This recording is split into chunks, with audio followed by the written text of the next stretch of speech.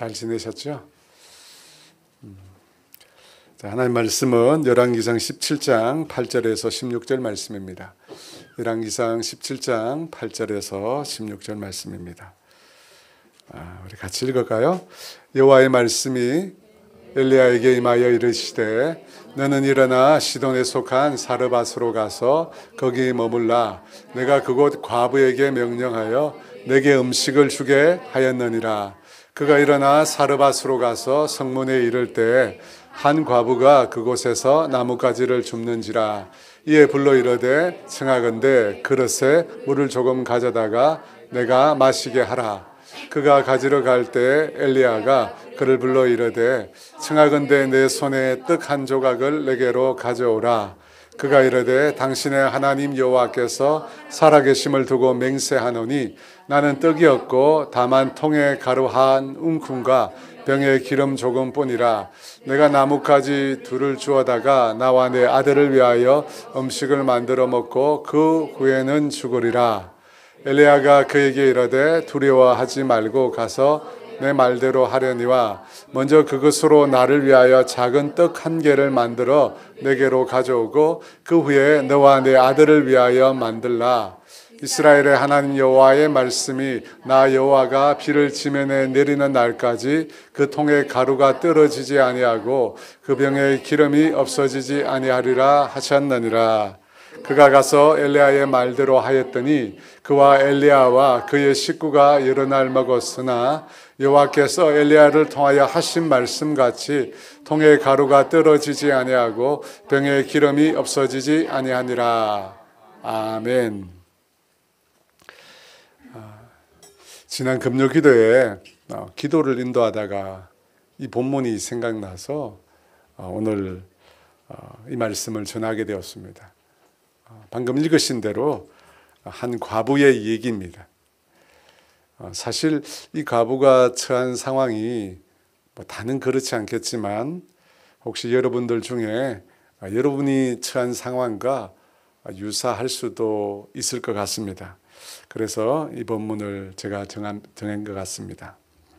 제가 지난주 설교를 마치고 화요일 날 새벽 기도를 제가 하다가 이 겨자씨라는 단어에 제가 꽂혔어요. 겨자씨. 지난주 설교 중에 성경 본문에 이런 내용이 있습니다. 겨자씨 한 알만한 믿음이 있었더라면 이 뽕나무 들어 뿌리가 뽑혀 바다에 심겨라 했을 것이고 그것이 그 말에 순종했을 것이다 라는 겁니다. 많이 들어보셨지만 겨자씨는 씨 중에 가장 작은 씨라고 합니다. 근데 그렇게 작은 씨만한 믿음만 있어도 우리가 상상할 수 없는 그런 놀라운 기적이 일어난다는 겁니다. 그런데 그 겨자씨만한 믿음이라고 할 때 그 믿음은 믿음의 양을 말하는 것이 아니라 믿음의 질을 뜻하는 것입니다. 양이 많고 적고가 아니라 믿음의 질, 믿음이라고 하는 것의 속성, 곧 믿음의 순도가 중요한 거죠. 100% 순도 100%의 온전한 믿음. 여러분 그 믿음을 통해서 하나님은 놀라운 기적을 행하신다는 겁니다. 왜냐하면 하나님 약속을 하셨거든요. 그래서 제가 역대하 16장 9절 말씀을 읽었는데요. 여호와의 눈은 온 땅을 두루 감찰하사 전심으로 자기에게 향하는 자를 위하여 능력을 베푸시나니. 전심으로 자기에게 향하는 자, 온 마음을 다하여, 온 믿음을 다하여 100% 하나님을 향하는 자를 위하여 하나님께서 당신의 능력을 행하신다는 것입니다. 근데 이 새벽 기도를 하는데 이 말씀이 자꾸 생각나는 거예요. 그래서 생각하다가 기도하다가 제 혼자 40일 겨자씨 기도회를 만들었어요. 저 혼자 40일 겨자씨 기도. 그래서 4월 1일 화요일부터 시작을 했어요. 제가 아침 저녁으로 기도를 하는데 뭐 늘 우리 성도들을 위해서 기도하지만 우리 성도들 중에 특별히 상황이 꽉 막혀 있는 사람들, 그 성도님들을 위해서 기도하기 시작했습니다. 현재 8분을 제가 정했어요. 8분을 정해서 기도하고 있는데 오늘 여러분 오셨으니까 혹시 여러분들 중에 정말 내가 이게 해결되지 않는 문제다, 정말 해결되지 않는 문제다 하시는 분은 저한테 연락을 주세요. 문자로 그냥 하시면 돼요. 문자로 목사님이라면서 쓰면 돼요. 네. 그러면 저하고 같이 40일 동안 하는 거예요. 저 혼자 하는 게 아니고 그분도 같이 하는 거예요. 아니, 저한테 기도 제목 부탁해놓고 자기는 기도 안 하고 저만 기도하면 이상하잖아요. 그러면 안 되는 것 같고 같이 하는, 같이 저도 하고 여러분도 하고 아침 저녁으로 하는데 생각날 때마다 합니다. 계속 40일을 정한 거는 그 예수님도 그렇게 하셨고 모세도 그렇게 했잖아요. 40일. 오늘부터 시작하면 5월 13일이 끝나요. 5월 13일. 저는 4월 1일부터 했는데 뭐 5월 13일까지 하시는 분 있으면 계속 하니까 걱정 안 하셔도 되고요. 분명히 주님이 제자시 하나일 만한 믿음이 있으면 그죠, 놀라운 역사를 하나님께서 행하시겠다고 약속해 주셨습니다. 순도가 중요합니다, 여러분. 순도 100%의 믿음으로 40일 동안 여러분이 정말 집중해서 마음 다해서 하나님 앞에 기도하면 반드시 하나님 말씀하신 대로 일하실 줄 믿습니다. 자, 본문으로 돌아가서요. 엘리야 선지자가 찾아간 과부는 지금 자신이 죽을 수밖에 없는 형편에 처해 있다고 자신의 상황을 토로합니다. 우리 12절 상반절인데요. 같이 한번 읽어볼까요? 그가 이르되 당신의 하나님 여호와께서 살아계심을 두고 맹세하노니 나는 떡이 없고 다만 통에 가루 한 움큼과 병에 기름 조금뿐이라. 떡 한 조각을 구하는 엘리야 선지자에게 과부는 맹세를 언급합니다. 맹세를 언급하면서 자신에게 떡이 없다는 겁니다. 여러분, 맹세라고 하는 것은 자기가 하는 말이 거짓말이 아니라는 거예요. 진실이라는 거예요. 라고 말하면서 떡 한 조각도 자신에게 없다는 겁니다. 그 말을 이어서 그 다음에 이렇게 말하는데요. 하반절 읽을까요? 나뭇가지 둘을 주워다가 나와 내 아들을 위하여 음식을 만들어 먹고 그 후에는 죽으리라. 마지막으로 음식을 만들어 먹고 죽겠다고 아주 비장하게 말을 하고 있습니다. 물론 이 과부가 지금 스스로 목숨을 끊겠다는 것은 아닌 것 같아요. 그죠? 그만큼 그렇게 죽을 수밖에 없을 만큼 힘들다는 거예요. 너무 현실이. 혹시 여러분 주위에 그런 분이 있으십니까? 지금 과부와 같은. 아니면 여러분이 혹시 그런 분이 이 자리에 있으십니까? 그래, 죽으시면 안 돼요. 죽으시면 큰일 납니다. 죽으시면 절대 안 돼요.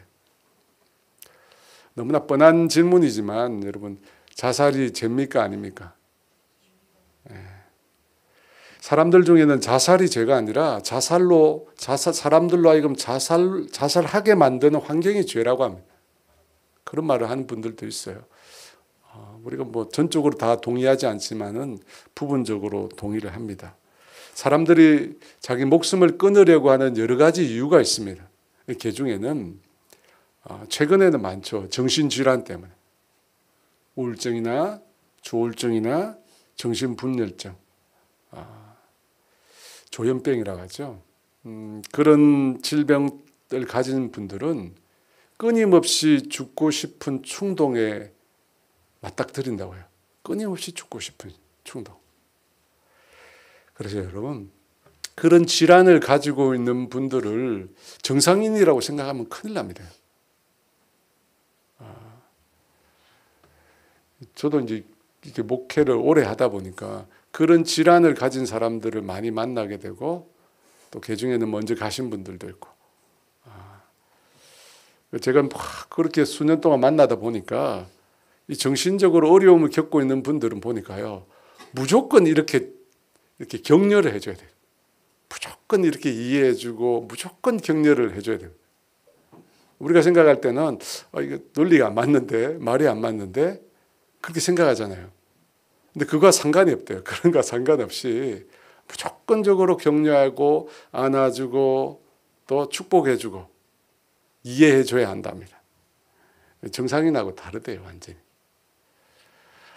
또 사람들 중에는 수치나 혹은 모욕, 실패 때문에 목숨을 끊기도 합니다. 그리고 오늘 본문의 과부처럼 생활고잖아요. 생활고 때문에 목숨을 끊기도 하고, 얼마 전에 유명 정치인이 또 스스로 목숨을 끊었잖아요. 목숨을 끊는 것을 하나님께서 금하신 이유는 하나님의 말씀에서 벗어나기 때문이죠. 하나님께서 살인하지 말라. 스스로 자신을 죽이는 일은 살인하는 행위입니다. 여러분, 그 행위는 무엇보다도 생명의 주인이 자신이라고 주장하는 것입니다. 자기가 자기 생명의 주인이래요. 그래서 큰 죄가 되고 잘못된 것입니다. 그림이 하나 있는데요. 사형리에 나오는 그림이죠. 이 왼편, 그렇죠. 왼편 그림은 예수를 믿기 전입니다. 이 믿기 전 그림은 가운데 보면 내 인생의 주인이 나 자신입니다. 이 S라는 단어가 있죠. 셀프라 말해요. 셀프. 자아를 말해요. 그러니까 내 인생의 주인 자리에 내가 앉아 있어요. 이 사람은 항상 자기 인생의 문제를 자기가 결정합니다. 그리고 하나님은 어떻게 돼요? 자기 인생 바깥에 있어요. 그런데 오른편 사람을 보면 예수님을 영접한 사람이에요. 인생의 왕자의 주인의 자리에 예수님이 앉아 계세요. 십자가 예수님이죠. 그리고 나는 내 인생의 주인의 자리에서 내려왔어요. 그리고 모든 것을 예수님께 맡긴 것입니다. 사랑하는 여러분, 예수님을 믿는다는 것은 다르게 말하면 더 이상 내 인생에 대해서 내 마음대로 결정하고 내 마음대로 선택하는 게 아니라는 거예요. 예수님을 믿는다는 것은 예수님이 내 인생의 주인이 된 거잖아요. 예수님이 내 인생의 주인이 된 거예요. 그래서 예수님께서 모든 결정에 있어서 나 대신 예수님이 결정하셔야 돼요. 그렇다면 이 극단적인 어려움 가운데 있는 사람, 예수 믿는 사람 어떻게 해야 됩니까? 내가 아닌 내 인생의 주인이신 예수님이 내 인생을 결정해야 돼. 예수님이 결정해야 돼. 그럼 어떻게 하면 예수님이 결정할 수 있죠? 여러분, 그렇게 하려면 먼저 우리가 하나님의 말씀을 들어야 돼요. 그죠? 내 생각, 내 판단, 내 기준 이런 거 내려놓고 하나님의 생각, 하나님의 결정, 하나님의 판단을 들어야죠. 여러분, 그렇게 해야지 내 생각이나 내 결정에 따라 하는 게 아니라 예수님의 판단과 결정을 따라 하는 거예요. 그래서 우리가 하나님의 말씀을 들어야 돼요. 하나님의 말씀을. 하나님의 말씀을 듣고 그 말씀을 따라 우리가 선택하고 결정해야 내 인생의 주인이 예수님 되는 겁니다. 신명기 8장 2절 상반절 말씀인데요. 우리 같이 읽어볼까요?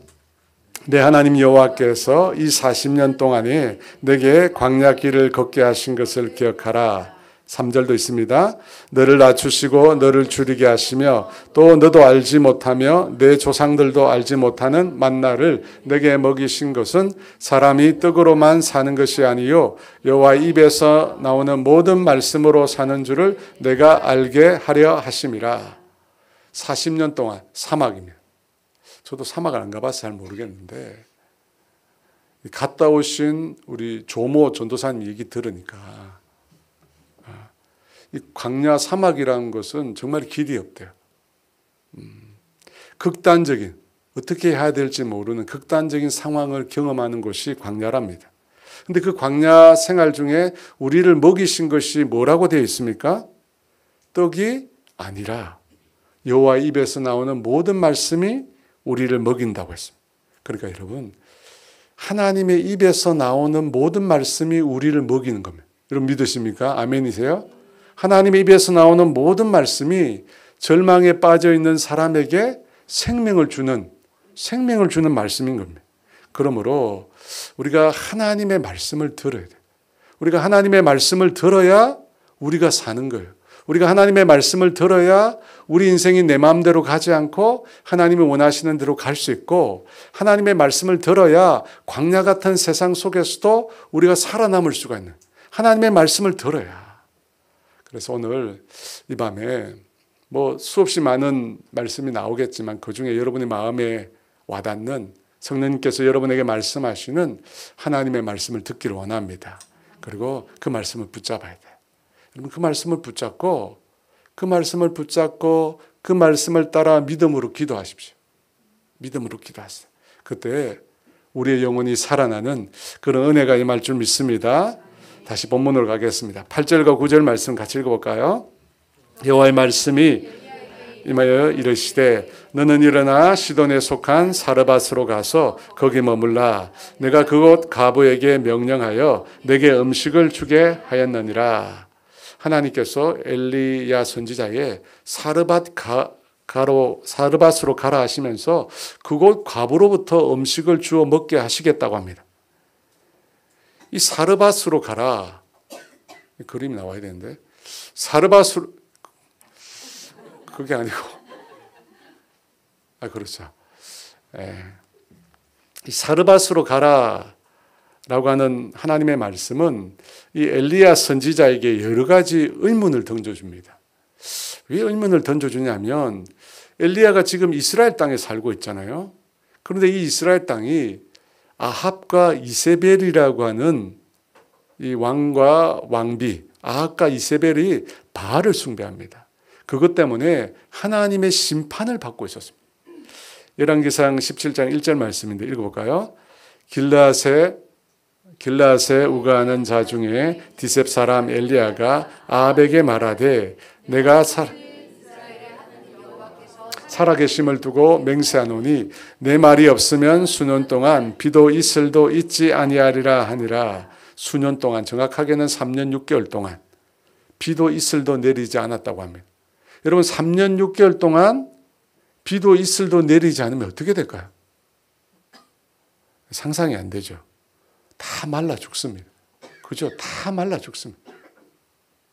지금 우리처럼 이게 관계 용수가 발달해가지고 댐으로 물을 이렇게 모아두고 하지만 그 땅에 그런 거 없거든요. 그 땅에 그런 게 없어요. 3년 6개월 동안 비가 안 왔다면 어떻게 될까요? 근데 이 재앙이 왜 무엇 때문에 일어났을까요? 북이스라엘이 우상을 숭배했기 때문에. 바알이라고 하는 우상. 저 나오죠. 아주 잘생긴. 바알이라는 우상입니다. 이 우상 숭배 때문에 하나님께서 이스라엘 땅에 비를 내리지 않으신 겁니다. 그런데 그 우상 숭배가 시작된 곳이 어디냐면 시돈이라는 지역입니다.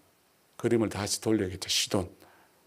이 시돈의 왕이었던 시돈의 왕이었던 앱바알이라는 사람이 바알 숭배를 했습니다. 근데 이 시돈 왕이 이스라엘 왕과 결혼을 통해서 동맹을 맺어요. 그래서 시돈 앱바알의 딸이 이스라엘 왕과 결혼을 하는데 그 이스라엘 왕이 누구라고요? 아합입니다. 그리고 그 앱바알의 딸이 바로 악명 높은 이세벨이라는 여인입니다.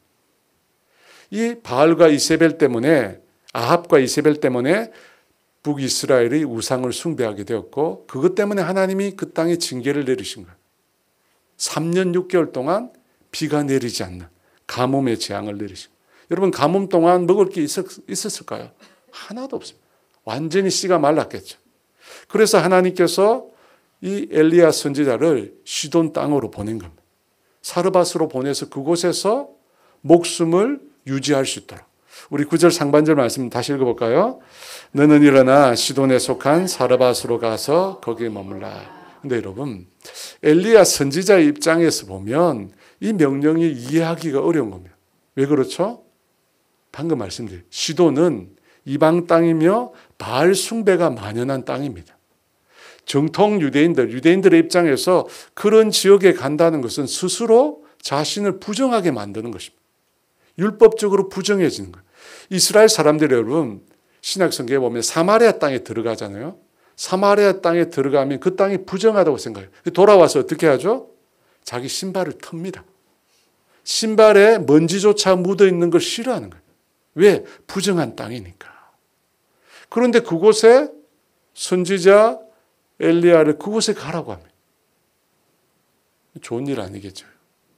그뿐만 아니라 그곳에서 과부를 통해서 먹을 것을 준답니다. 여러분 고대 근동 시대에 과부는 사회적으로 경제적으로 최하층입니다. 최하층 천민이에요. 왜냐하면 당시 여인들은 결혼이 아니라 일할 수가 없었거든요. 경제적으로 독립할 수가 없습니다. 그들 스스로 자신의 생계를 책임질 수 없는 사람이에요. 그런데 어떻게 그 과부가 엘리야에게 먹을 것을 줄 수 있을까요? 3년 6개월 동안 이방 땅도 동일하게 가뭄이 왔거든. 그런 상황에서 어떻게 줄 수 있을까요? 만약에 저라면 그 얘기를 들었을 때 이 과부가 돈이 많은 모양이다, 그런 생각을 했을 것 같아요. 여러분 그렇지 않아요? 그렇지 않고 이 가뭄의 시대에 어떻게 과부가 나에게 먹을 것을 주겠느냐, 그렇게 아마 엘리야도 의문이 생겼을 것입니다. 그런데 그런 의문에도 불구하고 성경에 보면요, 하나님 말씀을 듣자마자 엘리야가 일어나서 사르밧 땅으로 갑니다. 일어나자, 듣자마자. 왜 그랬을까요? 앞서 하나님께서 엘리야에게 아주 특별한 경험을 하게 하시거든요. 어떤 경험을 했을까요? 성경을 읽어보면 다 나오는데, 그죠? 성경을 안 펴고 있는 거죠. 성경을 읽어보면 다 나오는데, 사르밧 이전에 하나님이 그릿 시냇가라는 곳으로 가게 합니다. 그곳에서 물을 마시게 하죠. 그 시냇물을. 그때 또 누구를 보내시죠? 그렇죠. 잘 아시네. 까마귀를 보냅니다. 이 까마귀가 아침 저녁으로 먹을 것을 배당해 주죠. 먹을 것을 배달해 주면. 요즘으로 하면 그죠? 쿠팡 그죠? 로켓프레시죠. 로켓프레시. 아침 저녁으로 이렇게 딱 오는 거예요. 아침 저녁. 여러분 우리나라에서만 이 까마귀가 푸대접이죠. 다른 나라에 가면 이 까마귀가 다 길조입니다. 아마 제 생각에 아마 이 엘리야의 까마귀 때문인 것 같아요. 그렇게 까마귀를 통해서 하나님께서 먹을 것을 주셨거든요. 그런 신비로운 체험을 했기 때문에 엘리야가 이번에도 하나님이 특별한 준비가 있을 것이라고 확신했어요. 그래서 의심 없이 그 말씀을 듣자마자 일어나서 사르밧으로 가게 됩니다. 사르밧에 도착한 엘리야 선지자가 성문 가까이에 갔을 때 한 여인을 만나게 됩니다. 10절 말씀인데요. 같이 읽을까요? 그가 일어나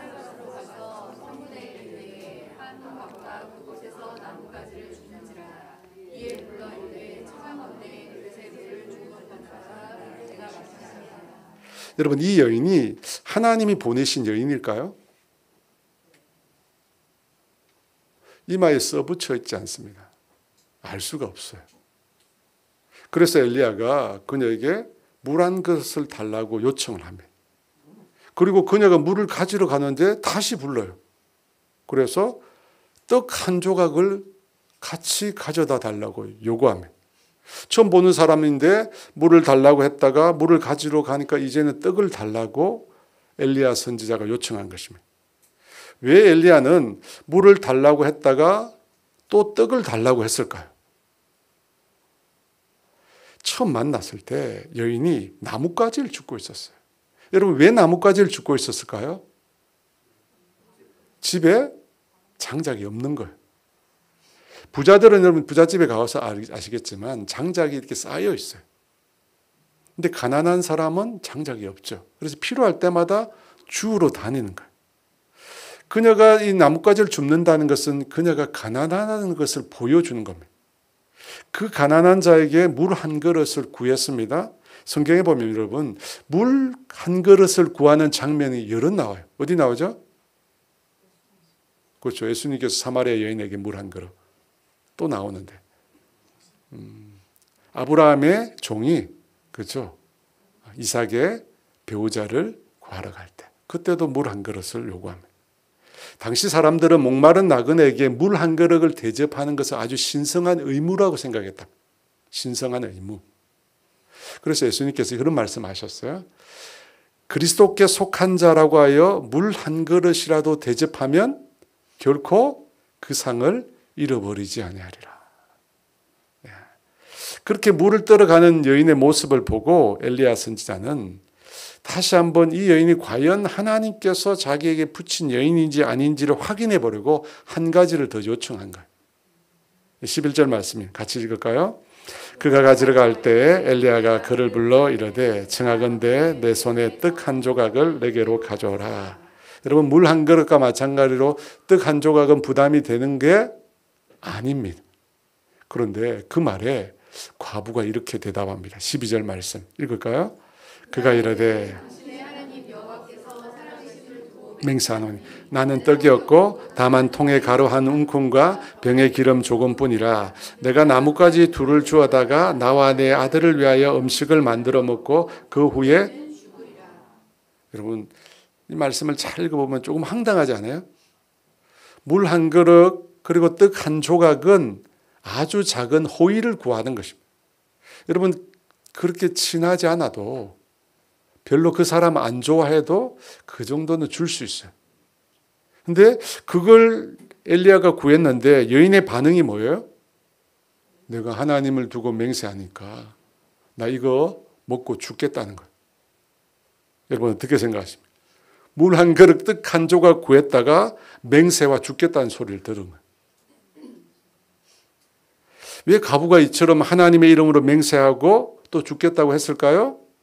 그만큼 지금 자신의 삶이 힘들다는 거야. 너무 고달프다.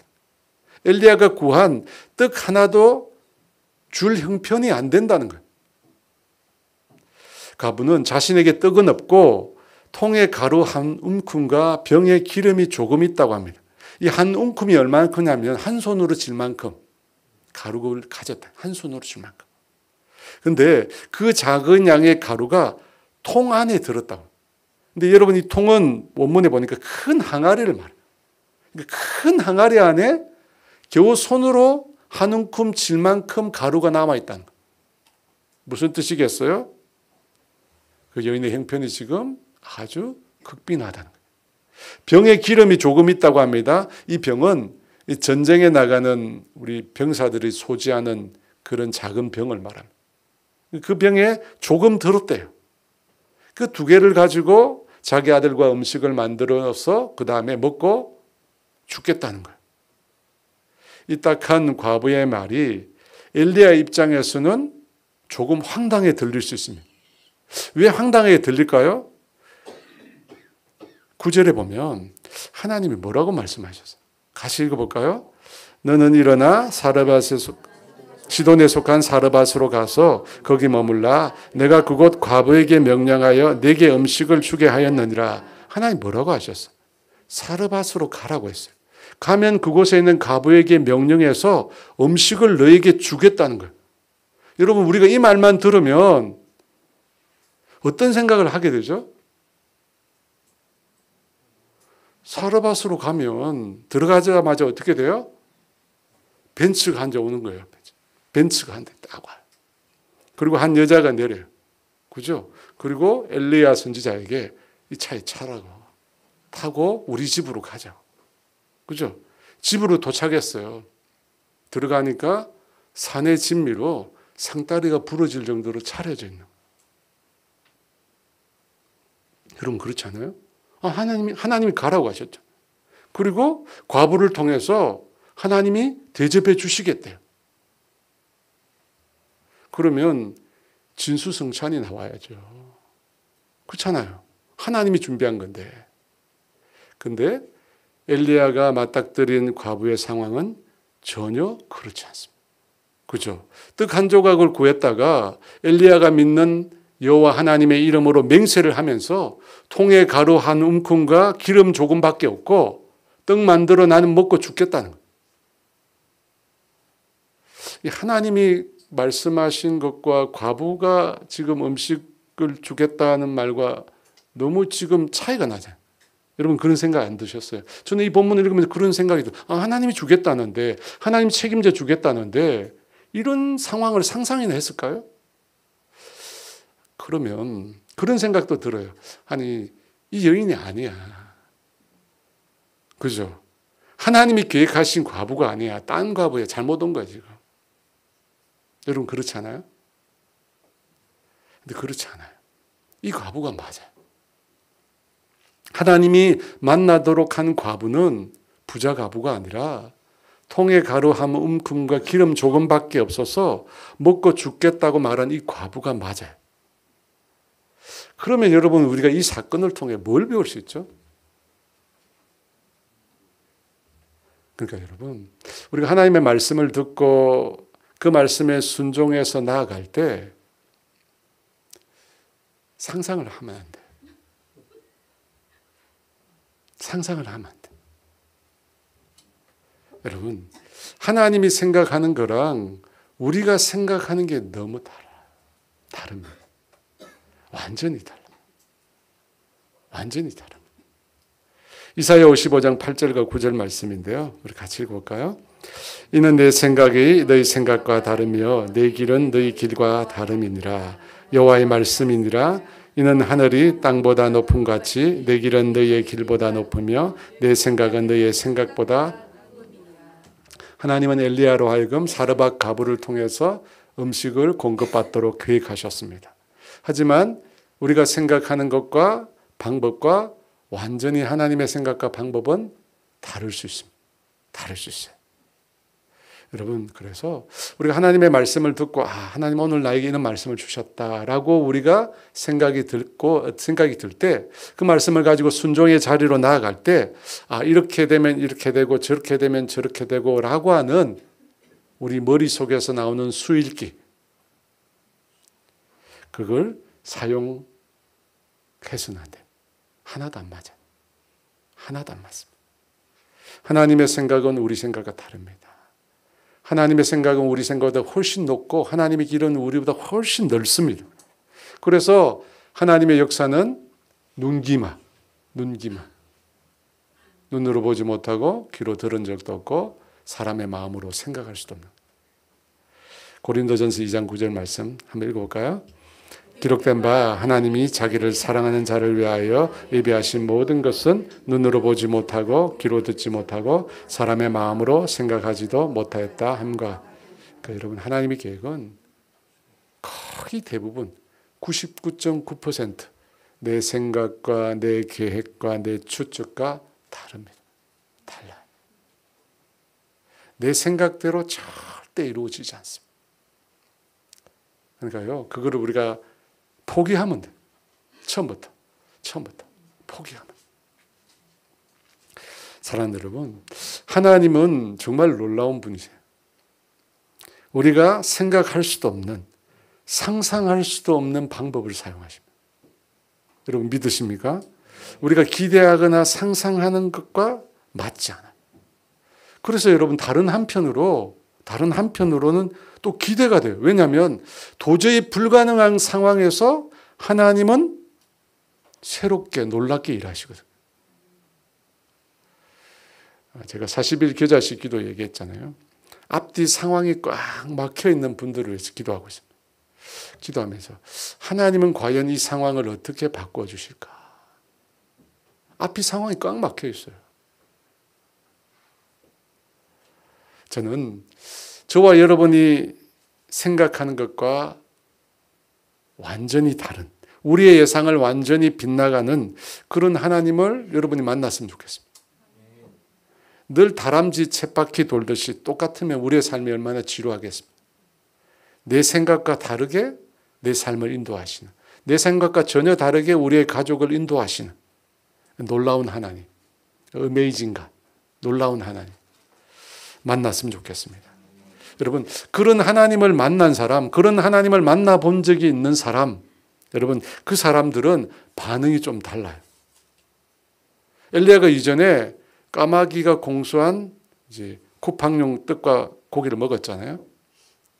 그래서 그런지 과부가 먹고 죽겠다고 말을 하는데 엘리야가 전혀 요동하지 않고 이렇게 말을 합니다. 13절 말씀 같이 읽을까요?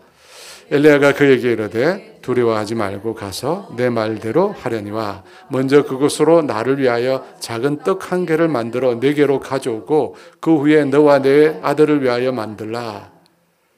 떡 만들어 먹고 죽겠다고 하는 여인에게 그 떡을 만들어 자기에게 가져오라고. 여러분, 이 요구가 정당한 요구입니까? 해서는 안 되는 요구입니까? 해서는 안 되는 요구잖아요. 말이 안 되는 요구. 이 속담이 있죠. 뭐죠? 벼룩에 간을 빼면. 그죠? 먹고 죽겠다는데 그 마지막 것을 가져오래. 그러면서 말로는 두려워하지 말라고. 지금 엘리야 선지자는 말도 안 되는 요구를 하고 있습니다. 통에 가루 한 움큼과 병에 기름 조금밖에 없는데 그걸 가지고 엘리야 자신을 위하여 떡을 먼저 만들어서 가져오랍니다. 이 제정신이라면 이렇게 요구할 수 없겠죠. 그런데 엘리야가 제정신이에요. 근데 엘리야는 왜 이런 말을 할 수 있었을까요? 왜 이런 요구를 할 수 있었죠? 그 다음 절에 나와요. 14절 같이 있습니다. 이스라엘 하나님 여호와의 말씀이 나 여호와가 내리는 날 그 통에 그 병의 기름이 없어지지. 여러분 바로 이것 때문에 먹고 죽겠다는 거예요. 먹고 죽겠다고 말하는 과부에게 떡을 만들어 나에게 가져오라고 말할 수 있었던 이유는 엘리야가 그 과부를 향한 하나님의 말씀을 들었기 때문에. 그죠? 하나님의 약속의 말씀을 받았기 때문에 그 과부에게 그와 같은 요구를 할 수 있었던 것입니다. 이스라엘 하나님 여호와의 말씀이 나 여호와가 비를 지면에 다시 내리는 날까지 그 통의 가루가 떨어지지 아니하고 그 병에 기름이 없어지지 아니하리라. 하나님의 분명한 약속의 말씀을 가지고 있었기 때문에 사람들이 생각할 때 말도 안 되는 부당한 요구를 할 수 있었던 것입니다. 그러니까 여러분 우리에게 뭐가 있어야 돼요? 우리에게 뭐가 있어야 돼요? 하나님 말씀이 있어야죠. 하나님 말씀이. 같이 사는 분이 저를 몰라요. 하나님 말씀이 있어요.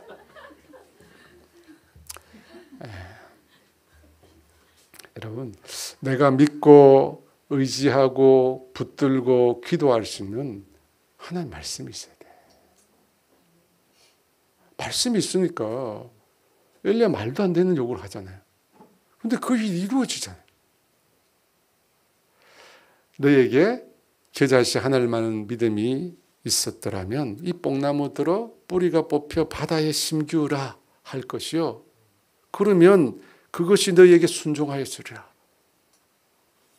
여호와의 눈은 온 땅을 두루 감찰하사 전심으로 자기에게 향하는 자를 위하여 능력을 베푸시나니.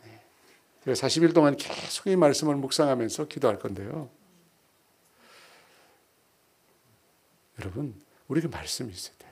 하나님의 말씀이 있어요.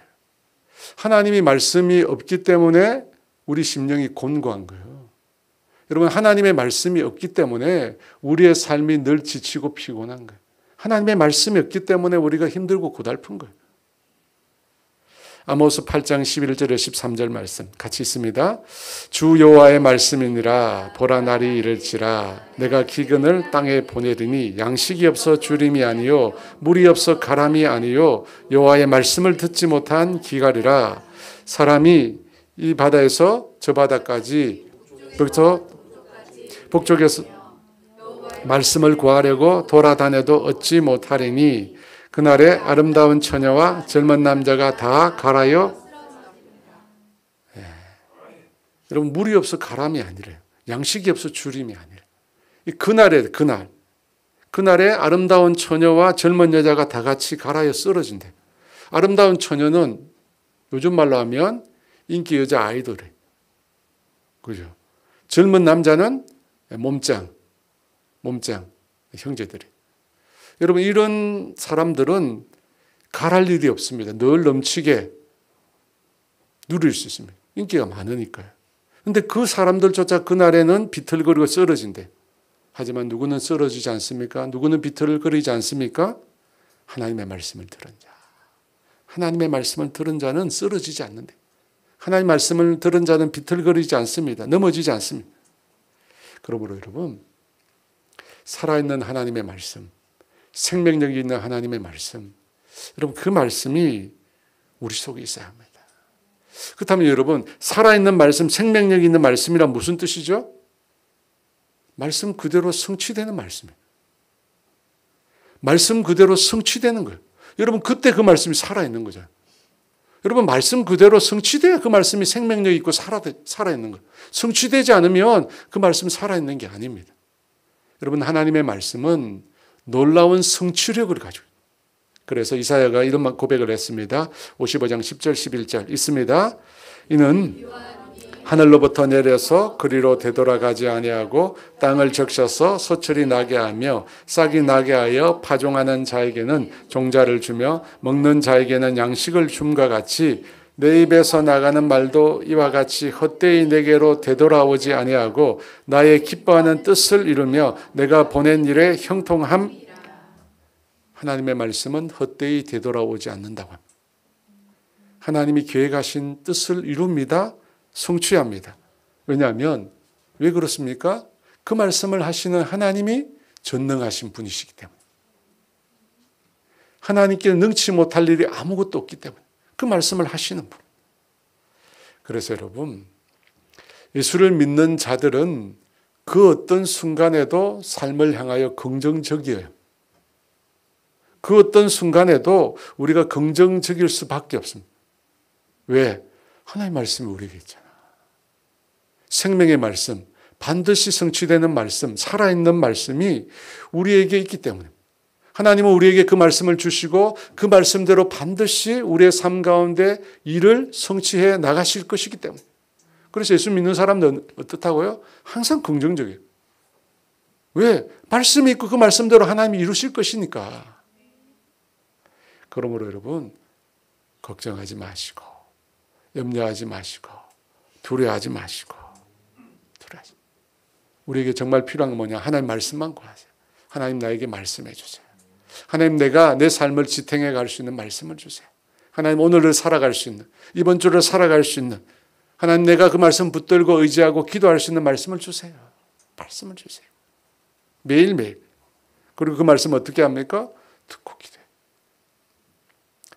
여러분, 엘리야가 전한 그 하나님의 말씀 듣고 과부는 어떻게 반응했을까요? 15, 16절 말씀 같이 읽을까요? 그가 가서 엘리야의 말대로 하였더니 그와 엘리야와 그의 식구가 여러 날 먹었으나 여호와께서 엘리야를 통하여 하신 말씀같이 통의 가루가 떨어지지 아니하고 병의 기름이 없어지지 아니하니라. 할렐루야. 그죠? 과부가 가서 엘리야의 말대로 했대요. 엘리야의 말대로. 음식을 만들어서 엘리야에게 가져다 준 겁니다.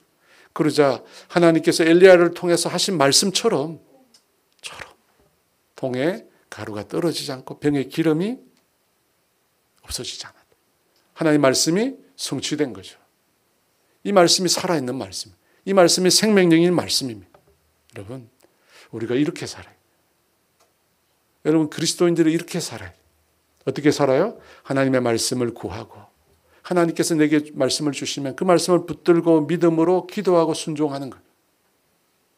그러면 어떻게 돼요? 그 말씀이 우리의 삶 가운데 이루어지는 거예요. 여러분, 이루어지는, 이것이 그리스도인의 삶이에요, 여러분.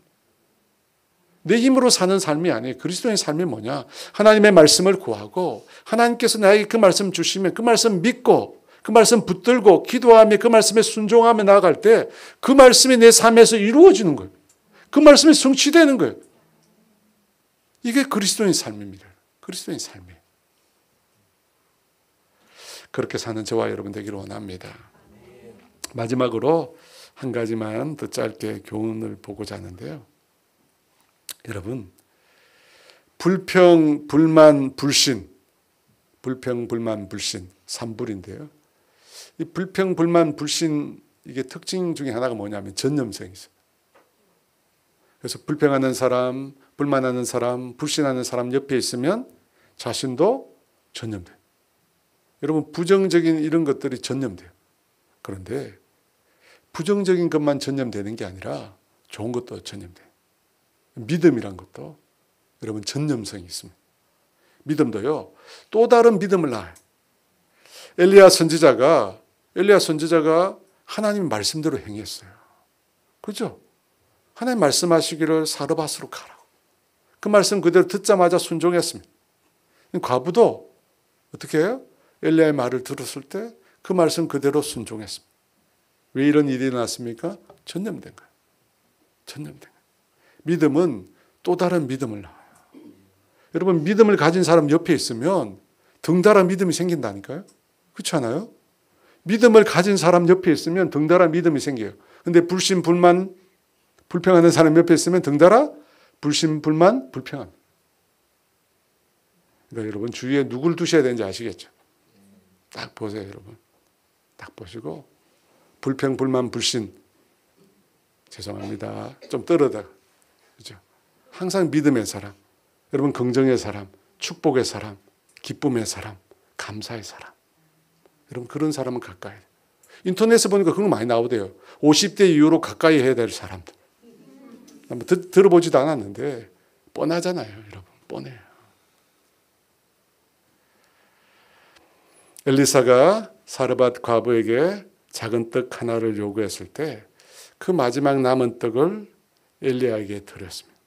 하나님 말씀대로.